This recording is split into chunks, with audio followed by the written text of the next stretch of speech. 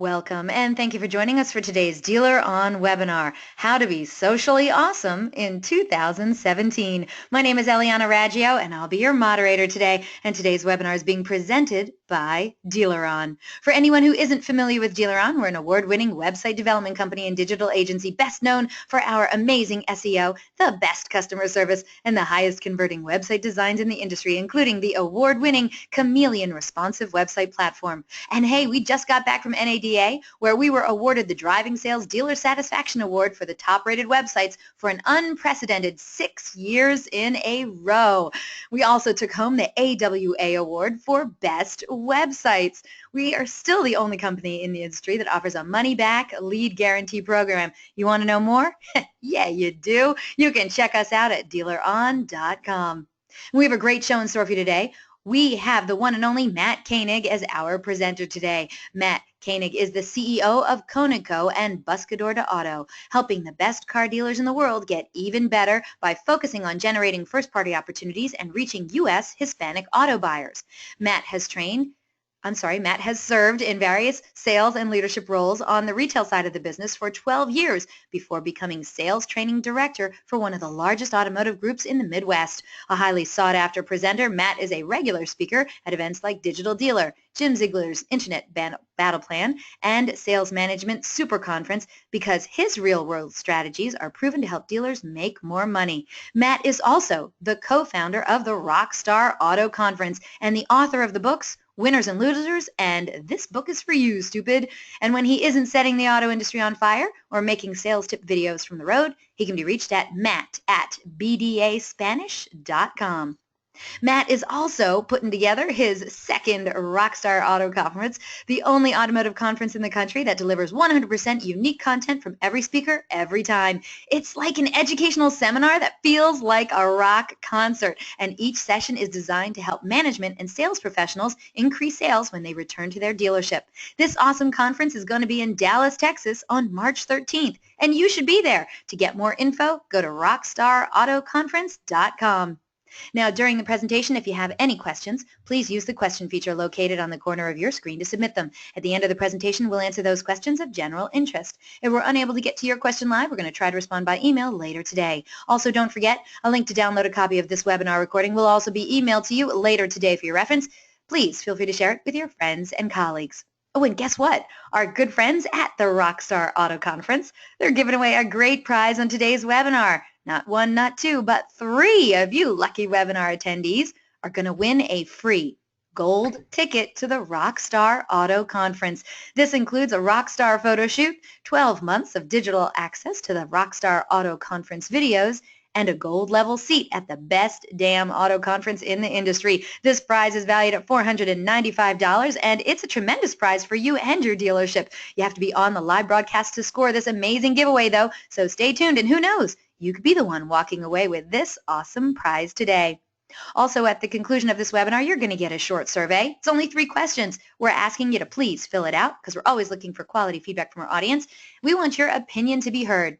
And hey, do you tweet much? We hope you do. We'd love to see what you have to say about today's presentation, so please tag us in it. You can use hashtag DealerOnWebby. I'm at Eliana Raggio. You can also hit up Matt Koenig at Real Matt Koenig. We look forward to seeing what you're saying. So let's get started. Let's learn how to be socially awesome in 2017. Matt, how are you, sir?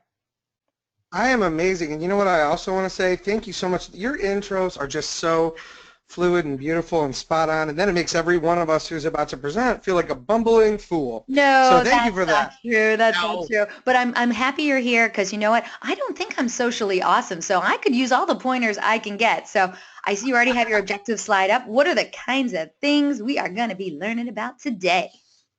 So we are going to learn how to be more like you. You're obviously socially awesome because Subi likes you better. Remember, she misses you more. So here's what we're going to learn about today. And first, I'm going to start by saying Happy Friend Day. As we were getting ready for this, Facebook reminded me that today is Happy Friend Day. So ta-da. We're going to talk about today is we're going to dig into some stuff that nobody else wants to talk about, and that's this. We're going to talk about what it really means to be social with social media. Some of the right ways to use videos. I'll briefly show you how you can quickly and easily target actual buyers in your market when it comes to the marketing aspect of social.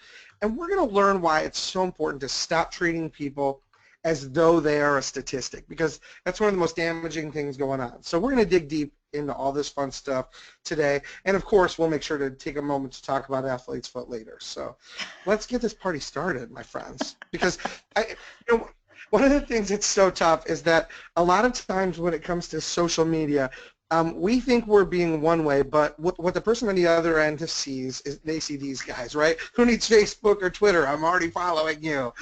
We come across sometimes just so creepy.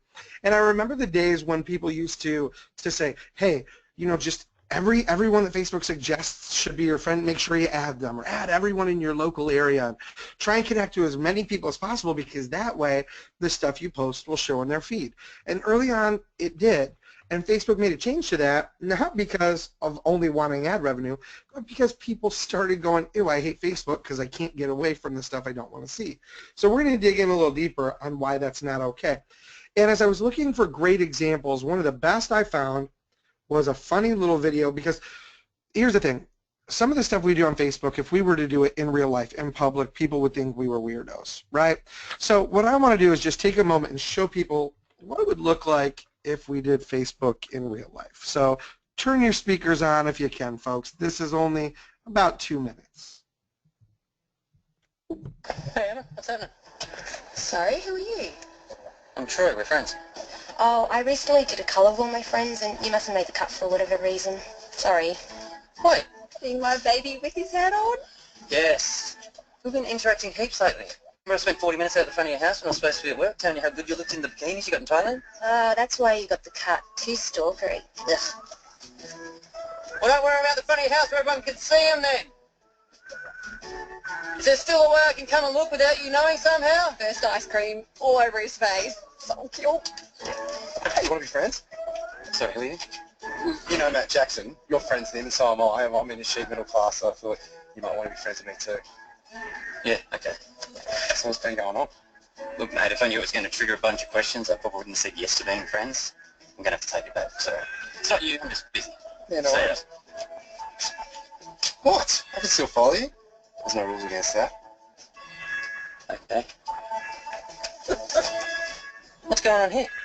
Oh, this chick's just showing us what she cooked for lunch. We're just making comments on it. Just giving that shit for no reason. Oh, yeah. Looks good, Sally, but what's for main course? Get a life, guys. You just wish you could cook. Looks yummy, Sally. Fuck up, Emma. Hey! Troll. Hey, Roy, come here. Hey, Nicolette, what's up? I was just thinking, you should go out with my friend Lisa. I reckon you two would really hit it off. Yeah? Where is she? That's her there. Ooh. Oh, gee, she's alright. Oh, look, sorry, mate, I can't deal with this. Where'd you go? Where'd you... Oh, that's bullshit, mate. Well, maybe just tell her I met her for a drink. Worst day ever. Why? What happened? Don't. That's what she wants. Just walk away. Just when I thought a trip to the Maldives wasn't enough, Des surprised me with tickets to the ballet. Yeah, you're in a loving relationship. We fucking get it. It's peak hour. We've got to get out of here. Hey, have you seen this YouTube clip? Hey, Max Price, check this out. Shit. Hey! What the? It's just spam. Let's go, quick! Troy, is your friend a fan of mine yet?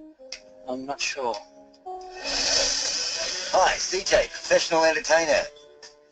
Thank you. My next gig. Want to play Candy Crush?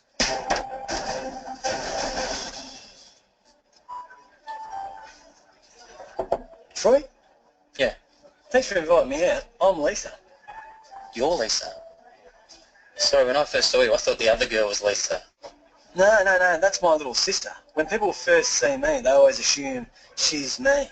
It's happened quite a bit, hasn't it? And what he's got is pants and pants. So All right, I think you guys get the idea. The challenge is this. A lot of times with Facebook, if we would just stop for a moment and think, what if this was happening, this interaction? What if this was taking place face to face, in real life, if we actually stopped to think for a second about that, we probably wouldn't do it. And note to self, I apologize. I saw the words were blurred out when I was looking at the video. I didn't realize they weren't bleeped out. So I apologize if any of that language offended some of you. Yeah, thanks. Thanks for that, Matt. Thanks.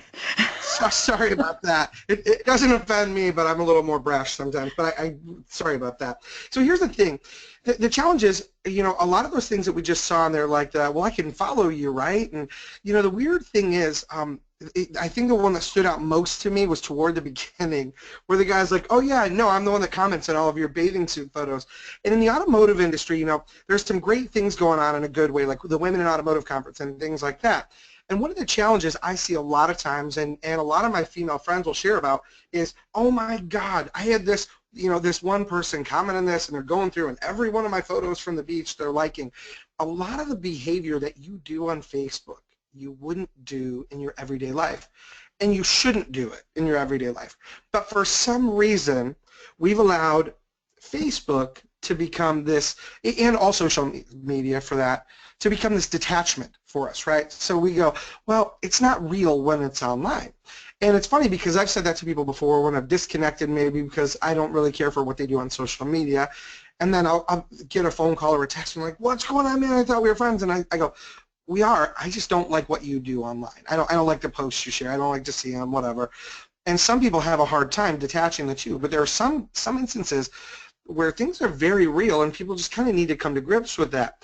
Now, the next thing here is something that's it's got no profanity, and it's not funny, but it's a video that I came across and shared it when I was at Digital Dealer, and I want to take a moment to share it with you now, because if you just take a moment to pay attention to what's being said, and it's not a new video, some of you may have seen it, but what's being said in this video is so powerful that if you haven't seen it, it's one that you'll want to make a note of to go back and maybe show to others later. And it's a video by a guy named Prince EA, like E as in Edward, A as in Apple. And I just want to take a moment to share this with you now, because this will lead into everything else we're going to go through in this webinar. So let's take a look at this. Did you know the average person spends 4 years of his life looking down at his cell phone? Kinda ironic, ain't it? How these touch screens can make us lose touch. But it's no wonder in a world filled with iMacs, iPads, and iPhones, so many eyes, so many selfies, not enough us's and we's. See, technology has made us more selfish and separate than ever. Because while it claims to connect us, connection has gotten no better. And let me express first, Mr. Zuckerberg, not to be rude, but you should reclassify Facebook to what it is, an anti-social network. Because while we may have big friend lists, so many of us are friendless all alone, because friendships are more broken than the screens on our very phones. We sit at home on our computers measuring self-worth by numbers of followers and likes.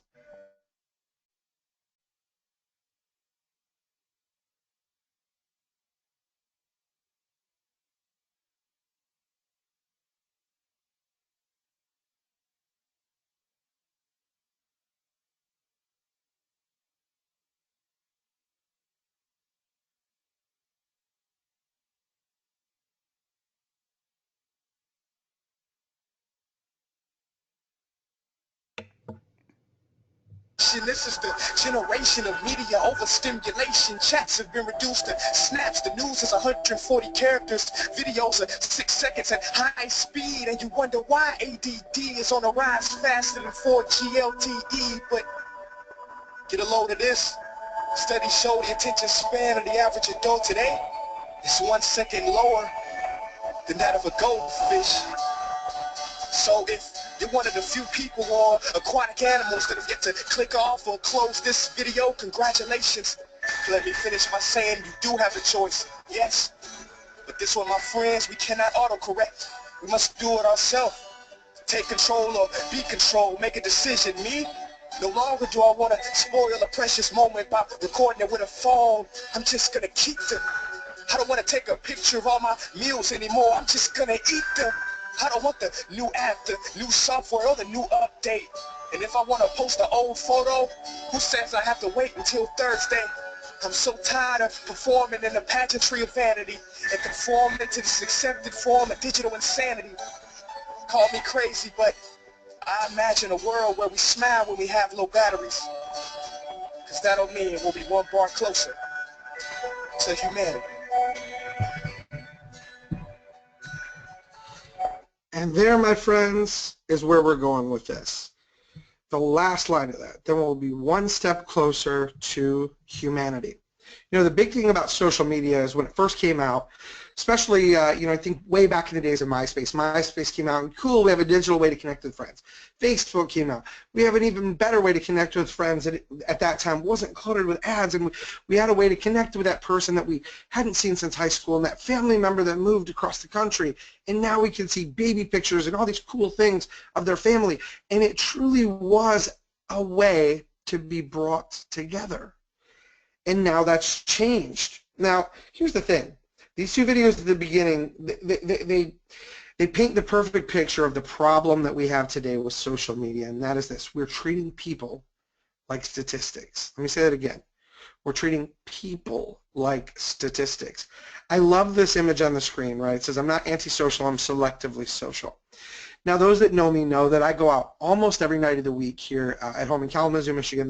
There's live comedy, 4 nights a week here, live music 3 nights a week. I mean, there's never an evening where there isn't something fun to do. But the interesting thing is I don't ever just go somewhere that something's going on. I go with my friends. I go with people that I am selectively social with, and there is a difference.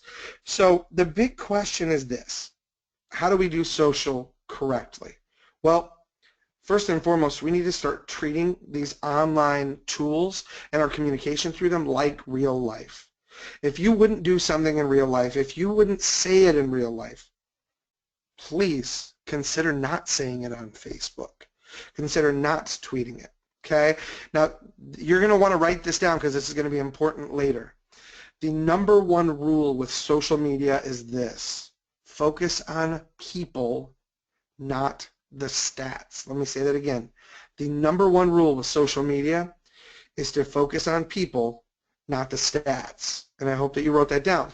See, because social media is powerful. Now, some of you may remember, depending on how old you are and where you grew up, but I remember a day when at my grandparents' house, and I lived with them most of my formative years, they would have like a coffee table book, right? That had photos and things like that, you know, about the family, and then there were like other picture books that were like history related, but the photo albums that would be on the desk were cool because you go through and look through the family through the years. And then I remember being young in the automotive industry when I first got in the dealership, and I was told to build what was called an evidence manual. And that evidence manual was to show photos like what you're seeing. This is a video of my children way back from 2009 right now. Cullen, Liam, and Jillian. But those evidence manuals were, you know, you'd hand it to the customer when you were working with the desk to put a deal together, and you would let them know, like, hey, this is just a little bit about who I am, and you see some stuff about my family in here, some of my other clients, to just give you an idea of who you're doing business with, because I know we just met 40 minutes ago, right? That's a good picture of my buddy Todd Steinberg and I out in California back in 08. So the thing is, like, you know, these evidence manuals would show, they would give people a glimpse into our lives so they could come to know who we are. And now social has the power to do the same thing. Social media does, right? So it gives us the opportunity to not only give people a glimpse into our world, but it also lets us do great things to help other people. For example, some of you may know about Joey Little's Live a Little project, or the Pauly Strong Foundation from Pauly Jimenez, or Brian Armstrong and Car Strong and stuff with Tamara. And social media gives us a chance to be human, right? Now, what you see on here are just a lot of Facebook posts, right? Silly stuff, out and about stuff. And you see comments here and there from people. And when you're doing social media, there's a difference between social marketing and just being social. Let me say that again. There's a difference between social marketing and being social. Now you can use the tool just to build a brand and just to do business and just to run ads, and that's just fine.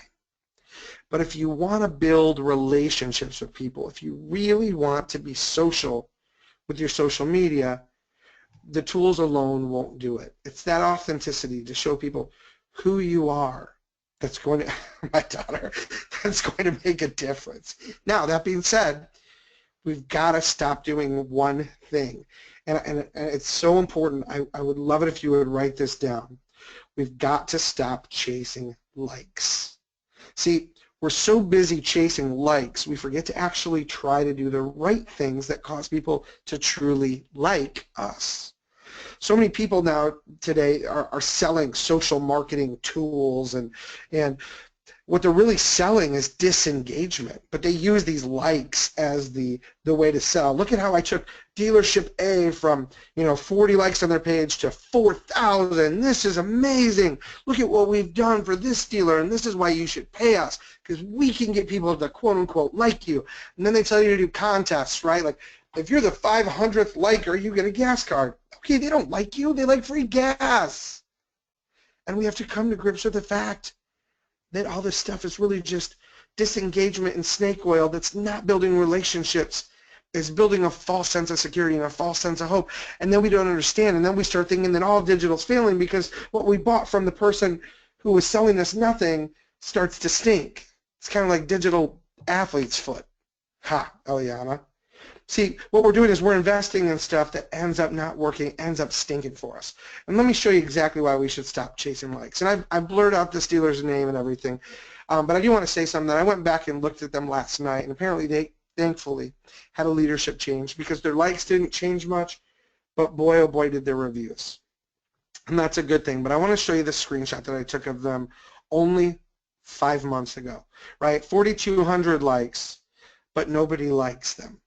Their reviews, I mean, a good third of them were like this. And out of the 2/3 that weren't, you could tell a good portion of them were probably folks that work there or their friends and family. You could tell by the wording. So likes mean nothing.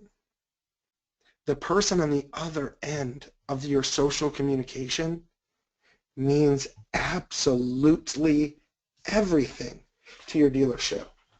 Let me say this again, likes mean nothing, but the person on the other end, that's all that matters. Now, here's the thing. We talk about the power of social media, and I mentioned Brian Armstrong in the CarStrong stuff. About a year ago, Christopher Spear, who is one of the partners at Buscador Auto with me and the co-founder of the Rockstar Auto Conference, he and I decided to do like a 24-hour like telethon, if you will. It's the best way I could say it, on Periscope, where we would sign in every hour for 15 minutes and do something crazy just to try and raise money. And one thing was back during the MotoFuse days, Mike DeLay from MotoFuse made a really sizable donation because I had said, hey, bidding starts at $1,000 to get a tattoo of your company logo. And so now I still have on my arm this hashtag CarStrong from that amazing donation that Mike did. All of that was made possible, though, and I think in that 24 hours we were able to raise $18,000. Now, we didn't do anything but go on social and share why it was so important for people to get involved. That was it. And we just connected with people that we consider to be some friends that we had met, some acquaintances we had yet to meet, but people that we connected with. And by the way, before that, just so you guys know, before we did that, I went through and I actually got rid of 1,500 connections on Facebook. It took 6 hours. And then one by one went back and connected with people that I either saw true value in or knew in real life. And so it was after doing that where the connections were only real that we started sharing and doing this stuff. And in 24 hours, through the blessings of so many people, we were able to raise 18 grand. Now I share that with you because that just shows the power of what can be done on social if we're connected to real people and we make real connections. And come on, let's bring it down to something even more easy. How many birthdays would you forget if Facebook didn't remind you of the birthdays each day, right? Every day when I open up Facebook, I get reminded of whose birthday today is, right? Whose birthday is coming up tomorrow? Whose birthday was yesterday that I did or didn't tell them happy birthday on their timeline? So there's so many great things that are going on social, and if we just do it right, there's a ton of opportunity. But speaking of doing it right, I've got a question for you guys, and that leads us to a poll. So I'm going to hand this back to Eliana for just a second. Thank you so much. Yes, our first of 2 poll questions is on your screen now. We'd love it if you'd get involved. We want to know who is currently managing your social media at your dealership. Please select one of the following answers. Is it one person in-house that takes care of all the social media for your dealership? Or do you have more than one person, multiple people in fact, who are at your dealership who take care of the social media? Did you hire a third-party company or somebody who doesn't work at the dealership but some kind of an expert in social media to take care of that for you? Is it whoever the OEM recommends? Or the last answer, our social media is so awesome it manages itself. Yeah, probably not. Anyway, once we get a majority of the votes in, we're going to close this poll and share the results. And the votes are coming in fast, and gosh, we do so much appreciate it. Thank you so much. And if you have any questions for Matt Koenig, get those questions in. We're going to be getting to all of your questions after his presentation, and we want to help you become more socially awesome in 2017. So real quick again, who is currently managing your social media at your dealership? One person in-house, more than one person in-house, somebody who's not in-house, a third-party person, whoever the OEM recommends, or we're so awesome, it manages itself. All right. Carolina wrote in, we have a third-party company and 2 in-house people. Boy, Carolina, you must have a really busy social media to have that many people have their hands on it. Rosanna kind of says the same thing. She says, what about both? She has somebody in-house and she has a third party that takes care of it. Wowza. All right. Thank you for the comments, Rosanna and Carolina. But for right now, let's close this poll and see what everyone else is saying. All right, Matt. An overwhelming majority, 52% of today's audience, say they have one person in-house who takes care of their social media at their dealership. Not far behind, 38% of today's audience say they have more than one person in-house that takes care of that social media for them. 9% of today's audience say that they have a third-party company who does it, and only 2% of today's audience says whoever the OEM recommends is fine with us. No one answered the last answer, which thank God, no one thinks their social media can actually manage itself. All right. Nice. So where do we go from here, sir? So I'm so glad, and first let me just say kudos to all of you. First, thank you so much for being on this webinar. But second, thank you for sharing what's going on in your dealership. It's so I got to tell you, I'm excited to hear how many people have taken back control of their social media. Had we done this same webinar a year ago, those numbers would have been dramatically different because a lot of folks were hiring it out third party and going with whoever the OEM recommended, right? So there were some challenges there. But here's the great thing. There are some people who are, and when I say managing your social, and it was a little bit of a loaded question, but I'm glad you saw through it. I'm talking about your posts that are more than just ads, right? Because when it comes to ads, there are some great companies out there that can build stellar ads and really help you get in front of a good audience and build it up and know how to run the ad side of it. But to me, ads on Facebook aren't social. Those are ads, right? That's what an ad agency does. The only difference is instead of them being on television or the radio, they're on social media outlets. So when it comes to that day-to-day and answering questions and responding to reviews and all that, I'm so excited to see that almost everyone, the majority of the folks, were doing it in-house themselves. For those of you that only have one person in-house, I would encourage you, make sure you get some other folks involved in that. Because, listen, there's this old saying that I was always taught as a leader, right? You always start grooming someone to replace you. The, what if you get hit by a bus tomorrow, right? Who's going to take over? And it's a morbid thing to think about, but the reality is, what if someone moves? What if they have something in the family that requires them to leave? You want to make sure there's somebody working with them that's on board to help take it over or to help with it. Now, that being said, let's talk about how easy it is, though, to find an audience and put together an ad.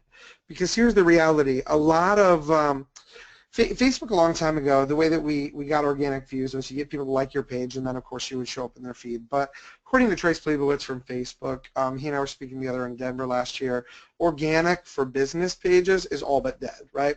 And Facebook is brilliant, by the way, because they got us addicted to getting this engagement back when it was free, and then now they want us to pay. They're like basically like digital crack dealers, right? So let's start with, for those of you that don't do a lot of Facebook ads, you know, want to actually get out in front of folks, let's just take a quick look at how easy it is to build an ad in 3 easy steps, and you may want to write these down. So step 1, all you have to do, and by the way, I put it on the prior screen, but you go to facebook.com/ads is where you start. Step 1, you just choose your goal. What do I want to do with this? What's my objective, right? So for the example I'm going to show you, we're just looking to drive traffic to a website, so we're choosing traffic, okay? Next thing, you pick your place. So you put in your city and the radius that's realistic to do business. Now, let me encourage you, friends. You might go, well, I want to draw business from 100 miles away. Cool. You'll spend a lot of money, depending on the market. There are some rural markets where that's actually real. Maybe you're out in Nebraska where there's nothing but cornfield for 80 miles. But in most places, nobody is going to drive that far to come buy a car from you. They're going to use you to keep your local dealer honest. So be a realist when you set your radius. Okay? Be a realist when you set your radius. So step 1, choose your objective. Step 2, just pick your place, get an accurate radius. Now step 3, under behaviors, type the words near space market, like what you see in parentheses, near market. That's going to pull up a list, a long list of things. But you can simply scroll down. If you're a new and used car dealer, you can simply scroll down and choose buy new or used near market. Now let me explain what this means. This is Polk data that Facebook uses. Near market means people that Polk data says will be purchasing a vehicle within the next 180 days, 6 months, okay? So you choose your objective, choose your area, right, your location, and then step 3, you just choose your buyers. Now you can go one step further and you can choose lease, also like lease in market. That way you can see the Polk data on people who they believe will be leasing a vehicle in the next 6 months, and that's culminated from all the stuff Polk pulls in. Could mean their lease is actually up in the next 6 months, etc. But then this way you can run brand building ads all over the place within that radius, and it's literally that easy. Once you put that info in, boom. Now Facebook will tell you, hey, this is the potential reach, the amount of people you could get in front of with the ads you're going to run. And it shows you where it's going to be placed right above. So you can see this particular ad I just popped together like nothing, or correction, this audience that I built in literally 40 seconds was just, okay, here's my area, here's the age group I want to hit, buy new or used. So you pick your objective, you pick your area, and then boom, you pick the people that you want to sell to. And you have a potential reach, an idea of how many people you could get your ads in front of. It's not rocket science, folks. The next step, of course, is building an ad that will get people's attention, and that takes a lot more time. So invest the time in doing it. Try things out. Facebook is an inexpensive platform to play in when it comes to advertising. So play with it. And if you do a great video introducing a new product, you can even boost a post to people who like your page and their friends if you want, things like that. So aside from Facebook, though, because I know we talk about it a lot since it's really the #1 place that a lot of us engage and a lot of us do ads, but you still have a very powerful free resource. And let me say this. Not only is it a powerful free resource, I think it's one of the best resources you have available to you today. And I'm going to share that with you right now.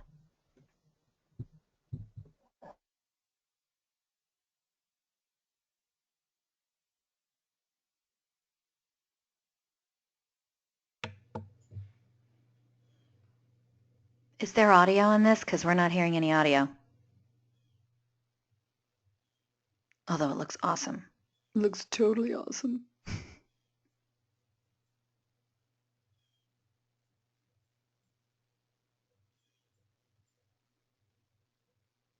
can tell by the video what you're looking at, which is YouTube, right? So we're looking at a YouTube rewind. YouTube right now is still the absolute best resource you have that costs you $0. Now, I'm not talking about pre-roll ads. As a matter of fact, I'm going to encourage you not to look at those for a moment. And I'm just talking about pure organic engagement. YouTube is the #2 search engine in the world. Let me say this again. It's the #2 search engine in the world. So more people YouTube than they do Bing, then decide. So with YouTube, you have the opportunity to really get in front of folks. You can do lifestyle videos and things. You could do how-to videos like, hey, here's how you use the Fix-A-Flat can in the back of your new car, since so many of them don't come with a spare tire anymore.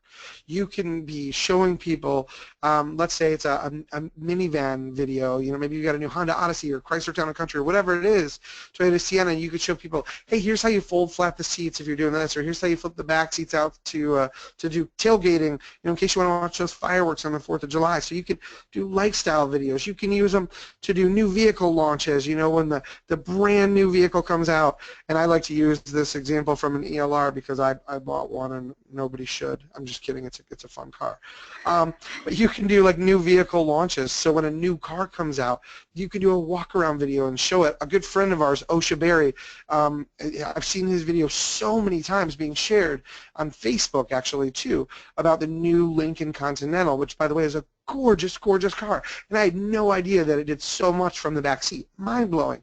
But because of the power of video, a lot of people are learning about new products. And as a matter of fact, a ton of people like to go to YouTube and type in the word like 2017 Lincoln Continental review to see like somebody showing and talking about it. Now, a lot of folks in dealerships were hot on video about 2 years ago, and then they got less excited about it because Google stopped showing much video in organic search results. So people thought, oh, video must not be hot anymore. Oh, on the contrary, my friends. Video is so hot that Google said there's no need to show it in the organic search results as much, because when people are searching for video, they're searching for it on YouTube. So let's just keep it where it belongs. So when you go to YouTube, if you make walk-around videos and you localize them, right, to your area, so, you know, if you're in Kalamazoo, Michigan, make a walk-around video, title it 2017 Lincoln Continental Review, Kalamazoo, Michigan. Go in there, make sure the location is proper, make sure that you close caption the video properly, make sure, you know, you can add a few timestamps in there if you want, but let people know what you're doing in the title and the description, and it increases the likelihood of your video being seen locally. And for God's sake, don't freak out if your video only gets 100 views or 200 views. If it's a localized video, you want it to be seen locally. You don't need the other 8,000 views that were purchased from China, like what we'll see here in a few minutes. Create the content that people want to see, not the content that you want to force them to see, and you'll get more powerful engagement. Make sense? I hope so. So here's what not to do. There are a lot of people out there that claim to be experts, and I see a lot of it floating on Facebook. For example, this video says it's got 500 views. The claim in the video is that 305 leads have been generated from what you're going to learn. But here's the challenge. On Facebook, a view, for example, isn't always a view. When you scroll through your timeline, if a video starts playing, Facebook calls that a view, which is nothing. But the other thing is you can actually purchase views. And one of the telltale ways to see if there's any true engagement is to see if there are any comments, if people are talking. In this video, for example, it says 500 views, but no one is engaged. No one. And on the top, there is no link anywhere. So how could any leads be generated? If no one's commenting and there's no link to go to a lead generation page, well, maybe that's not true.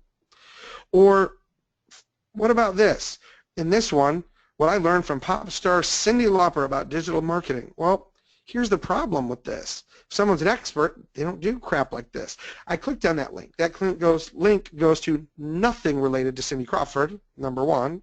Number two, if you look at that link closely, you'll notice it starts with an M. That's for mobile Facebook engagement. So if you're on your laptop and you click that link, it brings you to a mobile interface, which, by the way, looks like poop on your laptop or your desktop or whatever. Now, a lot of us do stuff from our phones, but with Facebook, if you share the regular link, it automatically knows it's mobile, so you don't have to share the mobile link.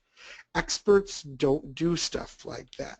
So there are some things you need to just really, really be aware of when people are coming to try and sell you social engagement. Now, here's just another example, okay? Houston, we have a problem for immediate release, and trying to newsjack something from some other site. Inc.com says this, and trying to talk about somebody else's article with newsjacking. Well, here again lies the problem. 2,800 views supposedly, but 0 comments, 0 conversation. There's a whole lot of nothing going on. Now, how does that happen aside from just scrolling through? Oh, and by the way, all 3 of those, exact same person that's a quote-unquote expert, just selling it under different names. And I'll show you why this kind of stuff is possible. Because it's not aliens, and it's not Russian hackers that are doing all this stuff. Yeah, it's great, right? But here's the thing. It's not aliens, it's not Russian hackers that are doing all this stuff. It's actually the great place called Fiverr. Many of you may or may not know this, but you can go to Fiverr.com and you can purchase video views. Now, the same expert post that I showed you a moment ago had one that had over 200,000 views.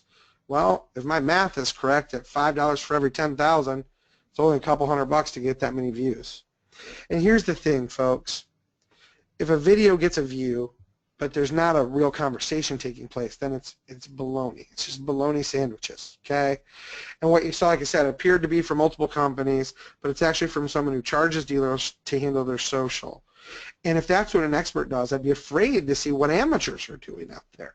So please, be wary. If you want to make your social marketing awesome, there are a couple very simple steps. And we've got another poll coming up, and then we'll talk about those other simple steps.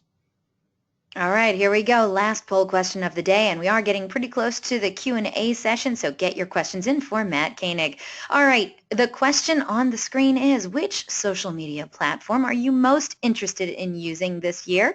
Please select one of the following: Facebook, Instagram, Snapchat, YouTube, or MySpace. We want to know, which social media platform are you most interested in using this year?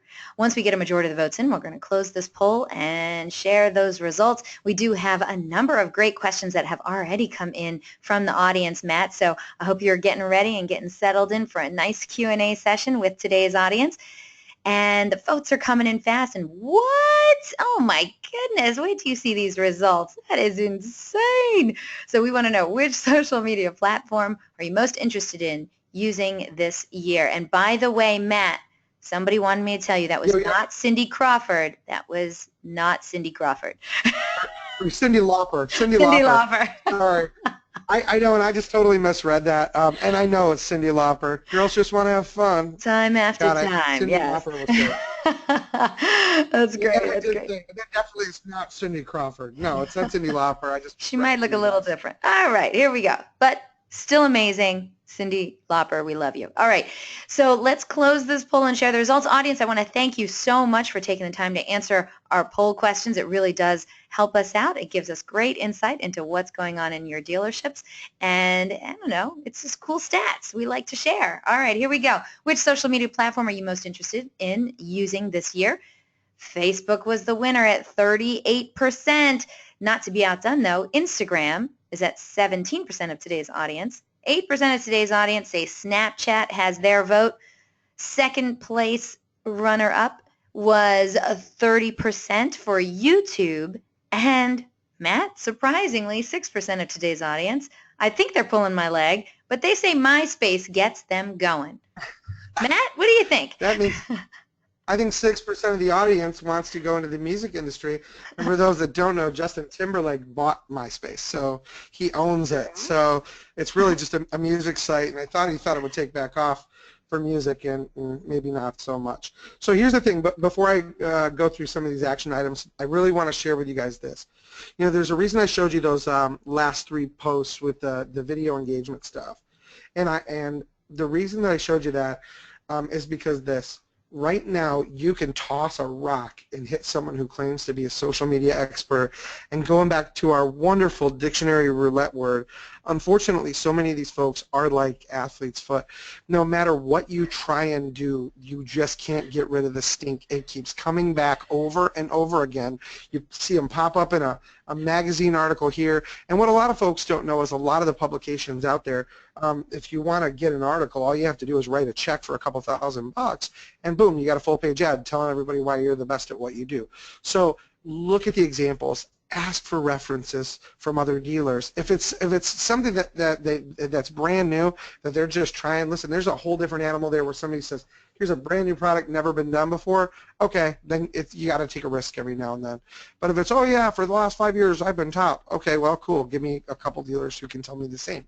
So just be intelligent about it. You're all adults, you're smart, do your due diligence. And there's something that I've said before when it comes to sales training, and I'll say it with your social as well.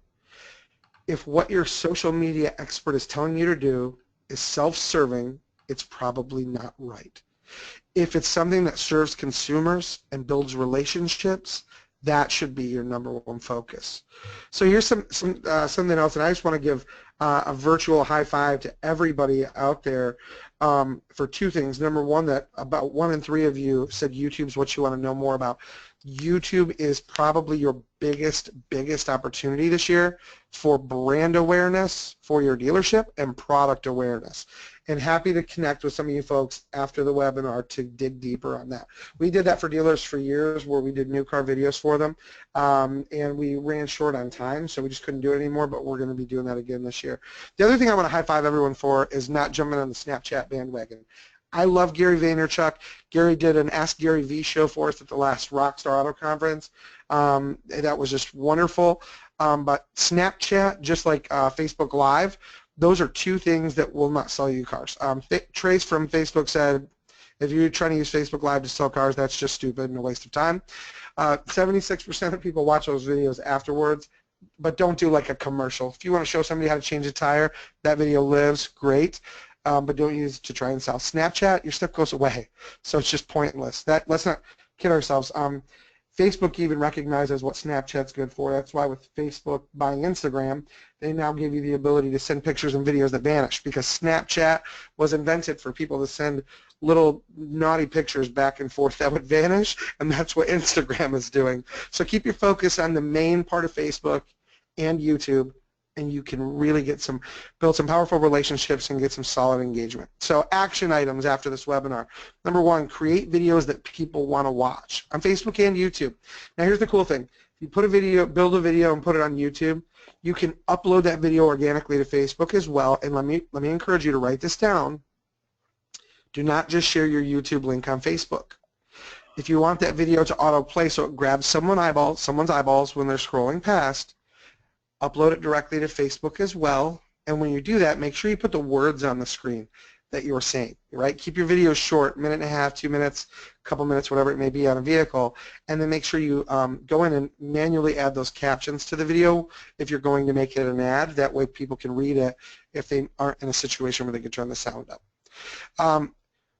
And I'm sorry the word got cut off, but create Facebook posts that people want to read. Create Facebook posts that people want to read, right? Something that's valuable to them. And can I please encourage you, don't share bad news, don't newsjack either.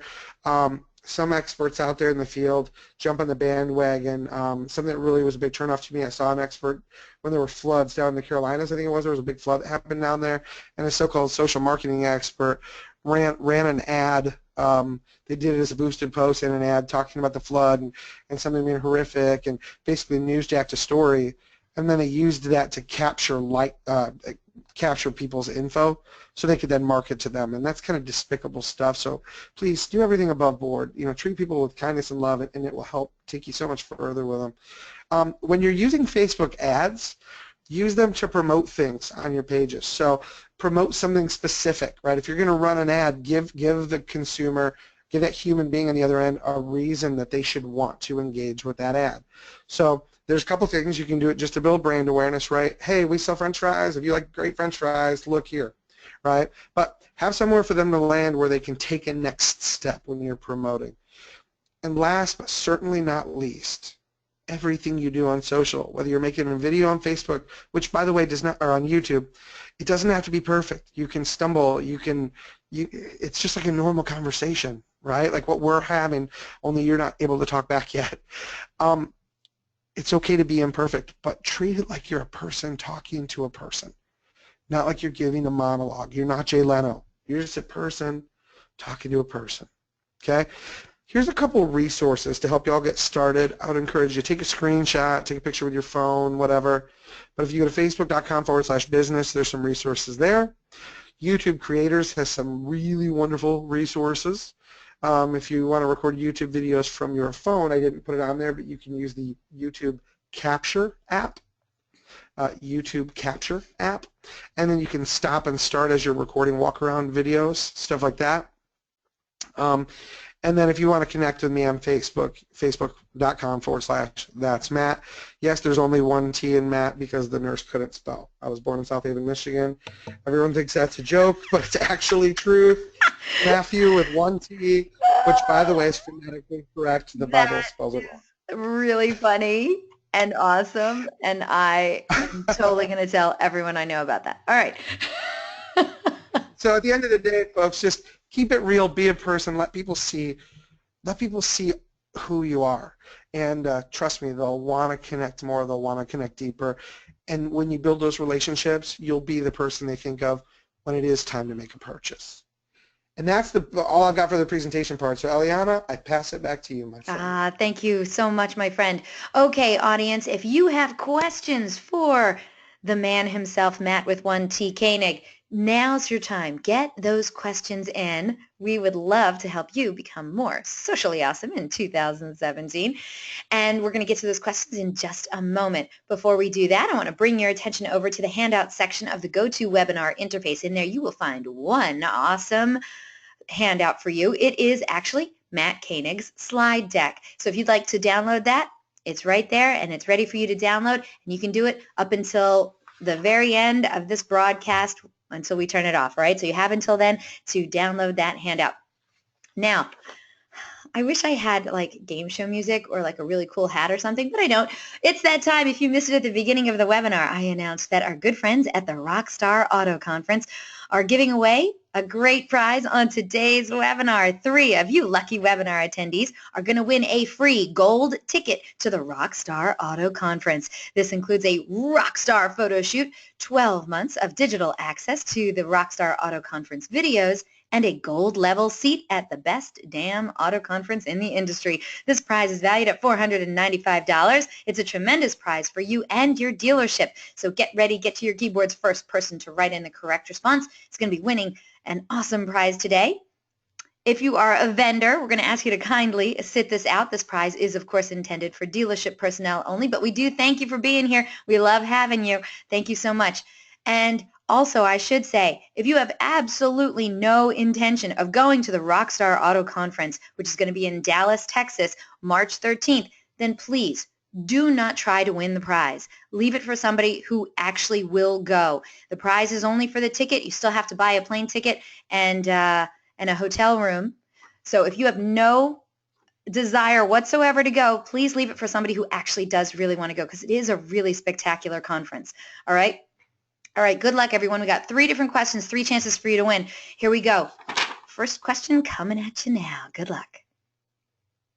What is the best free resource you have to get powerful engagement? Winner, got a winner, got a winner, got a winner. Thank you so much, everyone, for playing along on this one. Yes, first person, actually, you all got it right. Congratulations. Yes, it is YouTube. First person to write in, it's my old friend, David Sharp, with the fast fingers. Congratulations, Sharpie. You are a winner. Wait, let me write your name down so we can get this official over here. Dave Sharp. Elliot CDJ, is that right? David, Elliot Auto Group. All right, there we go. All right. All right, it's official. I wrote it down in pencil. All right, here we go. Congratulations, Dave. You're already a winner. You can sit this one out, my friend. 2 more chances for everyone else to win. Good luck. Here we go.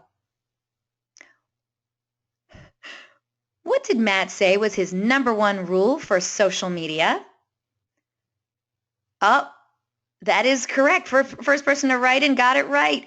Max Nunn. Max Nunn. Congratulations.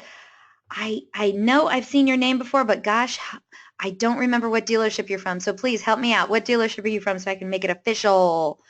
And you are with Volkswagen of St. Augustine. Congratulations. Oh, there you are. Yes. Hey, Eliana, for some reason you vanished on my end, so I didn't get to hear you. You just vanished.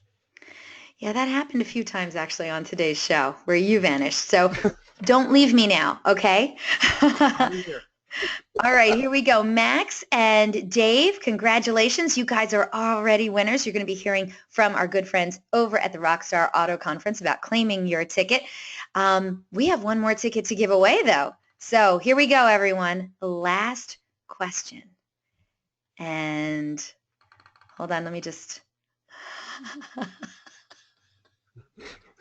I love how people are trying to guess what the last question is.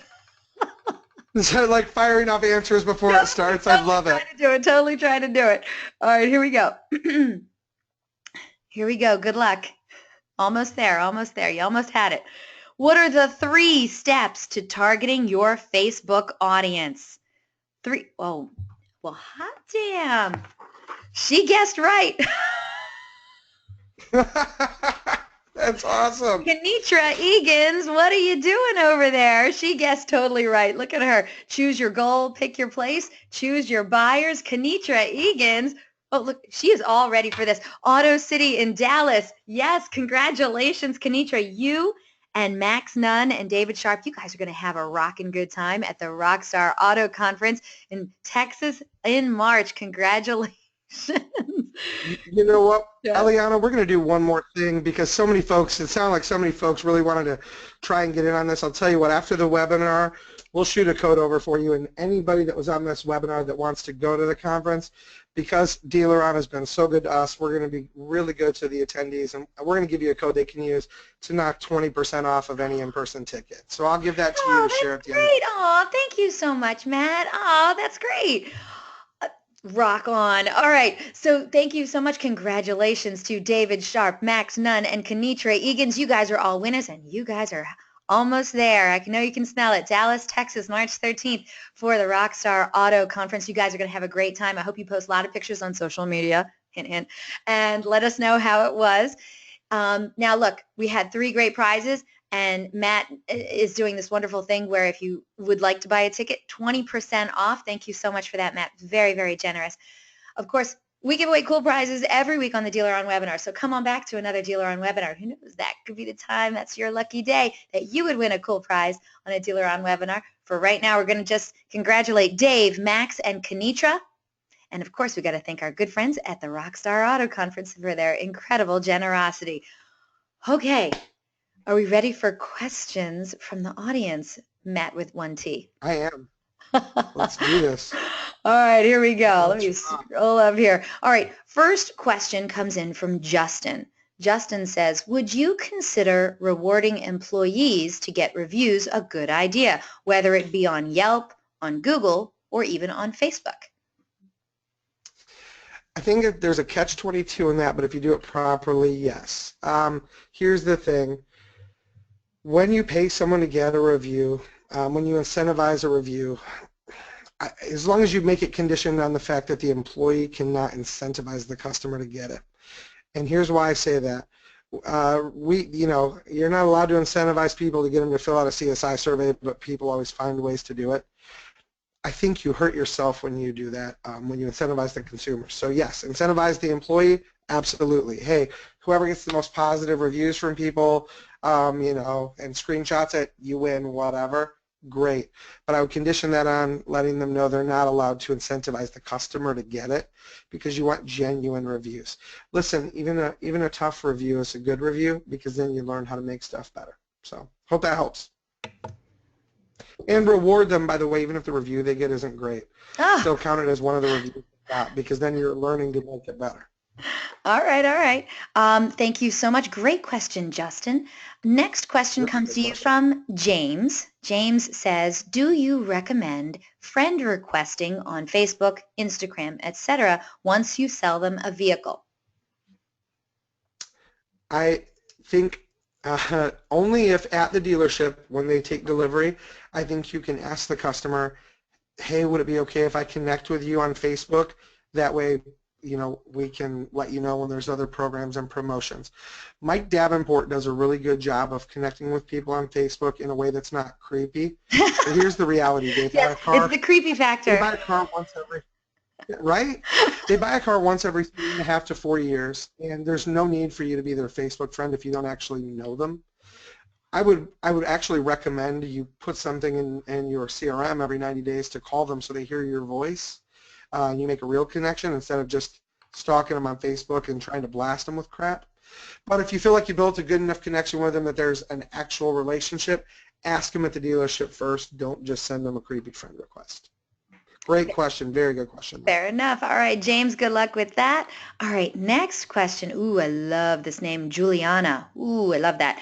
Okay, so Juliana, and she has a very Spanish last name. She says, hi, how do we get social with Spanish customers the same way? Do we have to have two Facebooks or post in English and Spanish on the same page? Good question, Juliana. I am so glad you asked that, Juliana, because the same not only are you a social media expert, you're also like the Spanish website expert. So how do we do this? We may be the only people in the country that do them in Spanish. So here's the thing. Actually, the same question was asked at a Toyota Learning Labs, and Trace Plebowitz from Facebook said this.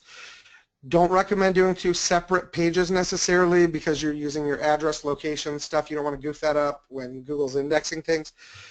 Basically, what he recommended at that time, which was only a few months ago, was whatever you're posting in English, just duplicate it in Spanish. Same page. Boom, boom. Boom, boom. And make sure every post is done that way and shared that way. That way people can see it. You could go all out and do two completely separate things. If you have a whole separate part of your dealership that specifically focuses on serving people in Spanish, you can do that. But then it may be confusing when people are searching for your dealership. Someone in English searches, it pops up in Spanish and vice versa.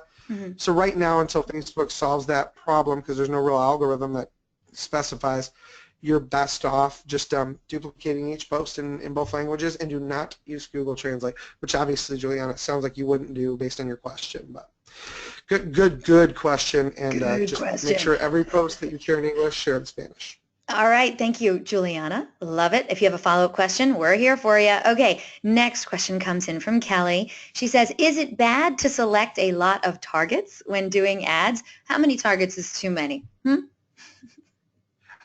Depends on what you're doing. That's a pretty broad stroke question, but here's what I would say. The best way to measure is to be specific. So if you're running a specific ad for, let's say, a Honda Civic, choose a target. Just do 3 or 4 different ads, and each one of them target the specific thing, so that way you can actually look and see what works. If you're broad stroking stuff, then sometimes you think, wow, this campaign was great, but it may have only been great with one of those targets, and you may have wasted 3/4 of your money, whereas you could have either used a smaller budget to target one or invested a larger budget specifically in one and got even better results. So I would say do multiple ads and make your targets more identifiable. Hope that helps. All right, we have some more questions from Kelly coming up in a little bit. Before we go any further, though, Matt, I was hoping you could move the slide forward to the one with your cute little headshot on it. And also clarification on the last question that Juliana had asked. David wrote in, so both languages on the same post or separate posts? Well, the screen is frozen thanks to the delightful webinar software, not yours, Eliana, but it talking to you and I. No, it's good. And what did David ask you again? I'm so sorry. It's bouncing around because it's trying to catch up. That's okay. We'll get there. It'll catch up eventually. Again? So the question that Juliana had asked, David wrote back in. So he said, okay, cool, both languages, got it. Same post or different posts, separate posts? Different separate posts, and here's why. Because if somebody's asking questions in English, if people reply, once we're all in the same comment thread, we're going to get notified. So you don't want your folks in Spanish getting a notification when someone in English comments below them and vice versa. All right, so fair enough. 2 separate posts, but do them back to back, like instantly close to each other. Okay, thank you so much. David says thanks. Okay, next question comes in from Tim. He says, is it true that there are dealers who police their employees' personal Facebook pages? What are your feelings about that? I think if you don't trust someone enough to manage their own social media, you shouldn't have hired them in the first place. And I'm going to keep this as short as humanly possible when I say we need to treat this industry like we're hiring adults. And for some reason, dealerships think that they can treat their sales staff and management staff like children, and that's unacceptable. You hired them, you believed in them, and you pay them a great income. Stay away from their social media. Leave them alone. Now, I will say this to salespeople on your social media. Remember that you have an employer and you represent them even when you're out partying with your friends. So maybe don't go out and get white girl wasted, stupid faced and post pictures throwing up everywhere. I take offense to that. I take offense to that. Yeah, if you want your employer to respect you, make sure you also have respect for them and represent them well on your social. But I think employers do look before they hire you. They scour your social media to learn about you. I think you should be intelligent on it. And yeah, I think that's that. But dealers, general managers, remember you hired adults, so treat them as such and stay away from their social media. You're not their boss at home. All right. Tim did write back and he says, great answer, Matt. That is exactly what I was hoping to hear. All right, Tim, we hope that helps you out. Next question comes in from Heidi. Hi, Heidi. She says, if you post how-to service-related videos, wouldn't it keep potential customers from coming in the dealership? What a great question, and no, it won't. In some instances, right, like if somebody's like, oh, I don't know how to change a tire, I'm going to call the dealer. Sure, it may keep them from coming into the dealership, but let's face it, the reality is that $30 or $40 you may have saved that consumer by showing them how easy it is to change their tire, or that $80 an hour thing plus the $60 tow. They might like you so much better that they'll come buy another car from you in which you make a lot more than $80. Right. And I'm not telling you to teach them how to change their transmission out, but show them how to put washer fluid in, show them where it is, show them where the gas release is. How to winterize your car, how to change the darn clock, yeah. Yeah. How can I swap a wiper blade? You know, show them the general stuff that our parents used to show us how to do back in the day. Show them that. It'll build confidence in you and your dealership. I love it. Heidi, great question. Thank you so much. All right, next one comes in from Robert. He says, what is the best equipment to use for YouTube videos, phone versus camera or other? So this is an iPhone 7 Plus with dual cameras, the best phone on the planet. Sorry, Android people, you may have a different opinion, but you have the right to be wrong. Totally different opinion. Here's what I'll tell you. Here's the deal. There are some great gimbals out there. The challenge is if you're using the separate camera, then you have to transfer it to your computer and you have to do a whole bunch of stuff to upload it. Right. I tell people, if you're an Apple user, for example, you can use iMovie on your phone. You can get a great gimbal that's smooth, allows you to sweep, photos in and stuff. You can get one of those for about $300 on Amazon. And I'll answer your question with this. Bentley did a commercial for the Bentley Mulsanne, which is I don't know, just under a $500,000 car. The entire thing was shot with an iPhone.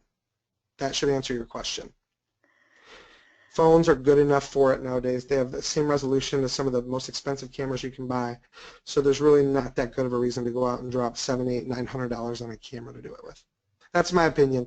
Now, if you get a videographer who does it for a living, they'll tell you whether a $30,000 camera setup is better, and it is for what they do. But for what you're going to do, your phone will get the job done just fine.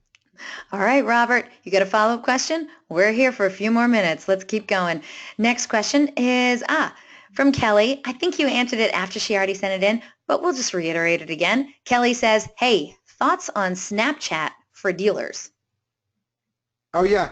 Unless you're using it to send dirty pictures back and forth with someone, it's probably not a good resource. And you shouldn't be using it to send dirty pictures back and forth. Guess I was saying that as a joke, but sadly I have to clarify. No, that's I don't see Snapchat as I don't see it being a viable resource. So. Gotcha. All right, next one comes in. Oh, well, Candace asked the same question. I may have missed this, but do you suggest advertising on Snapchat? So that's a no. All right, here we go. Next question comes in from Carly. She says, when you say use Facebook ads to promote things on the pages, you're talking about boosting posts, correct? Because Facebook ads are blind, so they don't show up on your actual page. So, yes. So if you're boosting a post from your page, let's say on your page you're doing something in the community, right? Hey, we're doing something this Saturday at the community. It's a charity event. Come in and test drive a car, and we give $50 to the Susan G. Komen Foundation. Boost a post that's on your page. You could boost something like that, and you could link it, let's say, to a registration page You know, maybe if you put that post on your Facebook page with a link to your website that says register a time that you're going to come take your test drive, boost posts like that. Boost things that are going to show people, you know, that your dealership engages with the community. If you've got a really hot promo, by the way, like let's say the manufacturer is doing a $20,000 rebate on a GMC truck or something like that, build an ad or boost a post or do both. But I'm saying make sure that you have a specific purpose. Don't just go out there and shoot a video. Hey, this is Bob. Just want to let you guys know we get the best deals on Toyotas, and then don't go drop $50 boost in that post. It's silly. Make sure you have a purpose if you're going to boost a post or run an ad. I guess that's the point I was getting at. A lot of folks just boost these useless posts, and I see them pop up, and I'm like, hide this ad. Don't ever want to see it again. Mm-hmm. And sadly, if that dealer posts something good, I'll never see it again. All right. Carly, thank you so much. Great question. Let's get to a few of these shorter questions. For instance, James wrote in, is LinkedIn a good source to advertise? I've never had success with it, but we do stuff B2B, and most people on LinkedIn are either looking to hire people or looking to get hired by people. So I would say it's probably a good B2B place if you're advertising for employees but not consumers. All right. At least that's been our experience. Gotcha. Carolyn wrote in, hello, I came in late. Anywhere to view the recording? Carolyn, I'm so glad you asked. Yeah, we are recording this right now. We're going to be sending out that link a little bit later on today or maybe even tomorrow morning. You'll be able to also view the recording on dealeron.com/webinars. And don't worry, we got you, Carolyn. I got you covered. All right. Jesse wrote in, Matt, how do you pronounce your last name? I've heard it like 3 different ways. And I just want you to know, this is so funny because I actually ask him just to confirm every time how to say it. So as far as I know, it's Koenig. You got it. It's Koenig. Nothing like it's spelled. K-N-I-G. There you go. Koenig. Thanks, Jesse. No one ever asked me how to say my name. What the heck? All right, here we go. Next question comes in from Kelly. Oh, this is a good question, Kelly. Kelly says, my boss thinks that every social media post we do should be promoted and include pictures and culture and a blog post and OEM, etc. Is this bad? It's not necessarily bad, Kelly, but if every post you do that's promoted is a sales pitch type of post, like look what we're selling, then it's bad. If every post that you're doing is a very lengthy post, people could get tired of seeing those. So just remember, sometimes it's okay to, hey, we're having a charity cookout on Saturday. Here's a link. Boom. It's short, sweet. I would definitely say your boss is right, though. Make sure there's something visual on those posts. No sense in boosting it if it doesn't grab someone's eye, and text just won't because there's so much of it. I would actually encourage you use an animated GIF or a video because when those move, it does grab someone's eyeball. So I think your boss is really pretty much right. Just remember, everything doesn't have to be an essay. Okay, but when it comes to posting for your dealership, should everything be an ad? I mean, how much of it should just be fun stuff with babies and kittens? So you know what? There are people on both sides of the fence with this, and I'll say that's why you track the results and see what works best for your market. So do some if babies and kittens aren't really aligned with your brand, I don't understand a logical reason why you'd boost that post, right? Like, look, we're all hugging pandas. No, I'll share it on my personal timeline, but I'm not going to boost it for my business because we don't sell pandas. I think that's illegal, and we don't have a panda hugging zoo. No, so but apparently every post that they do is promoted, every single one. Well, promoted posts aren't bad. Just make sure that if you're promoting it, it has a purpose, right? Whether that purpose is to say, hey, we just want to say thanks to Bob and Sue for buying a car, or hey, come buy a car, have a purpose to it and a way for them to take a next step toward you. I love it. All right, so Kelly wrote back in. Perfect. Thank you. I just wanted to make sure that I wasn't swamping people's news feeds. Thank you so much for the great question, Kelly. All right, we still have a lot of questions to get to, so let's try and get to them as quickly as we can, okay, Matt? Next question comes in from John. He says, what are your thoughts on Facebook overusage? We currently have a third-party vendor provided by our LMA that posts OEM-related material. None of them get the engagement of our manually created posts. Should I be concerned about oversaturating our Facebook page? Yeah, if the post you create on your own get engagement and those other ones don't, I'd cut that $1,500 bill personally. That's that's where I would go with that. Yeah, you can oversaturate and really if they're not getting any engagement, it's just a waste of money and time, right? So I would say if you post a couple times a day, or with your manual post that you're doing in house and they're getting engagement, that right there should tell you that you could take that other money and invest it in something different, like boosting the ones that do work. I love it. I love it. Okay, John, you got a Facebook follow-up question? Hey, we'll send it back in, all right, because we're going to be closing out this show in a little bit. Blair wrote in, I used Capture for years. It's a lot easier to upload YouTube straight from your iPhone now, so no need for the app. So thank you for that comment, Blair. Oh, by the way, John from the last question wrote in, thank you. Tim wrote in, so Matt, what should we use Facebook Live for, if anything? Showing fun stuff when you have events going on. You can't. I mean, that's really it. You know, Oh, so like if you guys do like have a Toys for Tots and like you have like a marching band. I see. Yep. I see. Okay. So cool, fun stuff that happens at the dealership. Or if you have something pre-planned where you're doing a Q&A for customers, hey, learn all about this, yada, yada, we're doing a Q&A Saturday, it's going to be live, then you could do something like that. So. All right. All right. Thanks so much for that one, Tim. Brianna wrote in, I've had trouble getting people to engage or comment on social posts. Any best practices to get people interacting with our posts? Oh, you're going to have to make that short. That's like a whole webinar all into itself, isn't it? It really is. Just make sure that your posts are something, before you post it, talk to somebody else in the dealership. Talk to someone in parts or service that doesn't have the front of the house mindset and say, hey, if I post this, what comes to mind with you? If they don't have any questions or engagement, probably not the right thing to post. That's probably the best answer I can give you in that short time. Yeah. I remember hearing some good advice from someone years ago when making Facebook posts. Always end in a question, but not a sales question. So, for instance, if you're having like a tent sale on Saturday, and you want to let people know about the tent sale. Yeah, tell them there's a tent sale, but you don't say, hey, can you make it? No, the question is, what do you think? Should we order from Nick's Pizza or should we get Little E's Wings? You know, people will comment about food.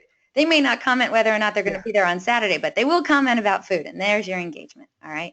So. And don't overdo it with questions, because not everybody wants to play 20 questions with you. So one every couple days is cool, not 5 a day. Agreed on that. All right, next question comes in from Heidi. She says, when it comes to posting videos on Facebook, is it better to upload the video or share the YouTube link? I've heard both are better, and I don't know which one to do. Upload the video, period. That way it will spin on Facebook, or when people are scrolling through, it'll actually be animated and they can see it. And if you use that YouTube capture tool, you can save the video after you're done. So not only can you upload it to YouTube, you can save it to your camera roll, and then you can upload it organic to Facebook. Always better, because you'll get more visibility. When you upload it as a link with Facebook, it shows as a YouTube link, and it takes them off of Facebook when they click it. You want them to stay in the medium they're in. So great question. Great question, Heidi. Great answer, too, Matt. Thank you. All right, Lexi wrote in the next question. She says, on rewarding for reviews, our dealership in Tennessee gives a bonus to the salesperson with the most positive reviews at the end of every month. It's really helped us to get reviews and to get the salespeople to ask their customers to leave reviews. Oh, that's not a question. It was just a comment. Thank you, Lexi. Cool. All right. That followed up by someone else's earlier. That's awesome. Yes. Okay, let's see.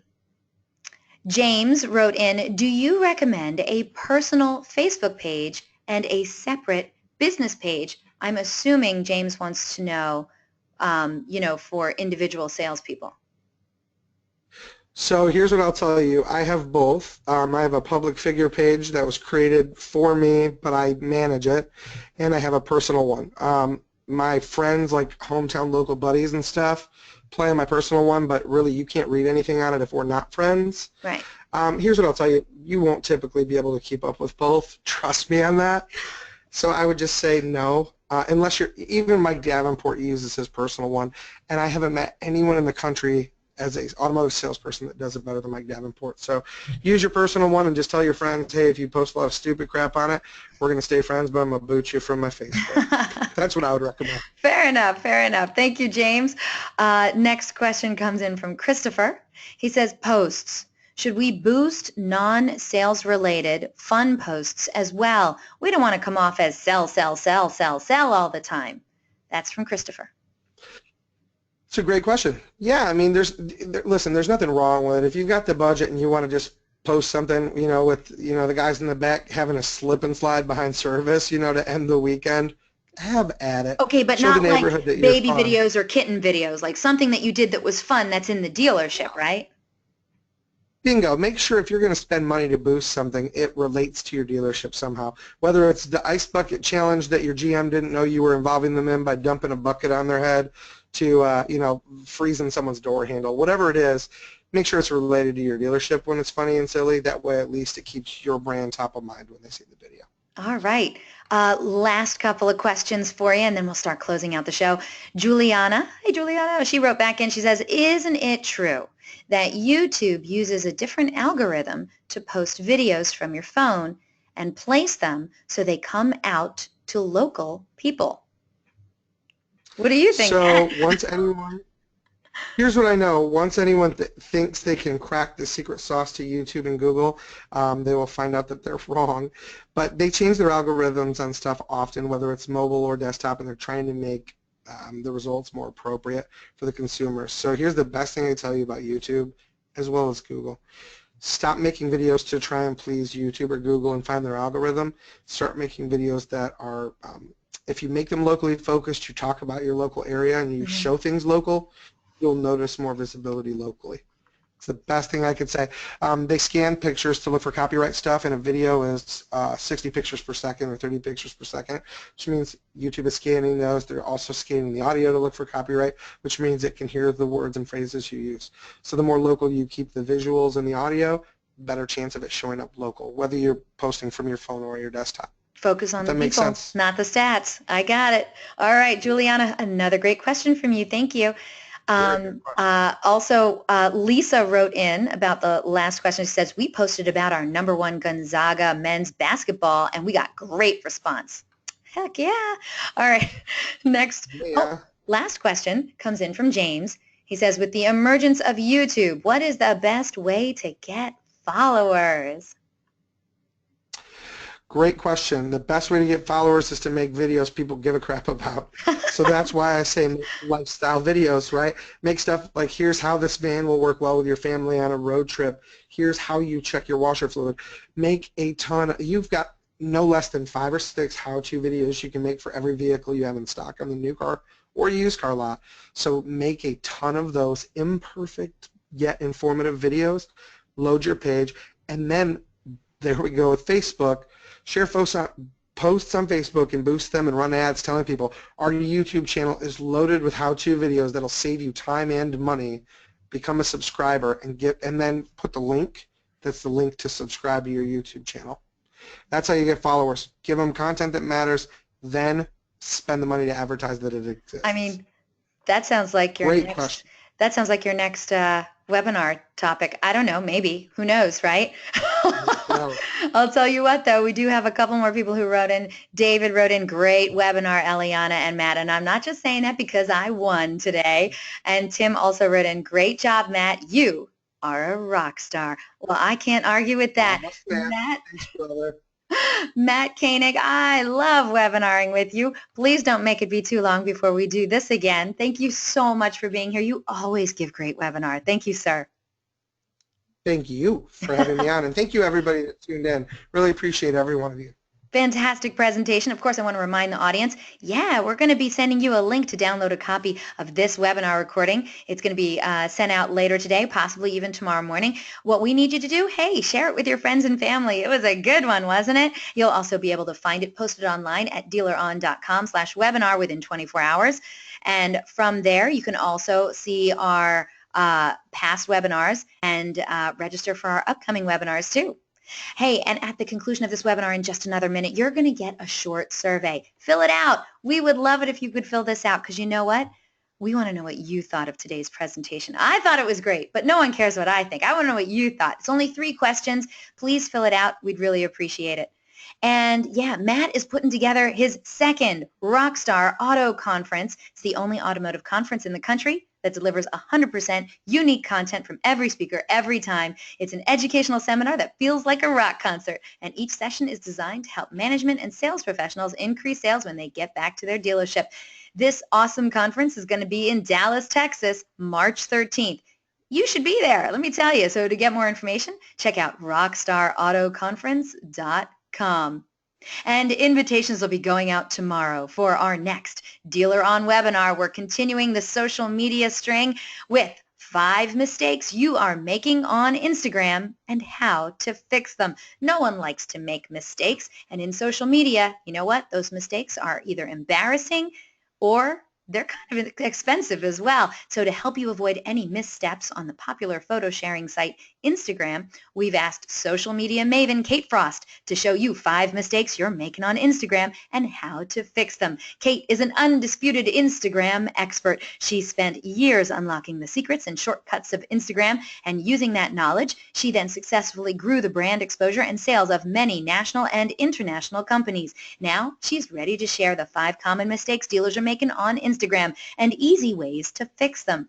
In this eye-opening 1-hour webinar, Kate will reveal 5 incredible tips to help you grow your Instagram audience, engagement, and ROI. So whether you're about to get started on Instagram or looking to expand your social strategy, if you're ready to learn 5 mistakes you're making on Instagram and how to fix them, you can't afford to miss this webinar. So register now. And don't forget, DealerOn's weekly webinars are held Thursdays at 12 noon Eastern, 11 a.m. Central, 10 a.m. Mountain, and 9 a.m. Pacific. If you have questions, comments, or suggestions regarding our webinars and our topics, hey, I'd love to hear from you. I'm everywhere. I'm on Google+, Facebook, Twitter, you name it. I'm on all the automotive social networks. Or you know what?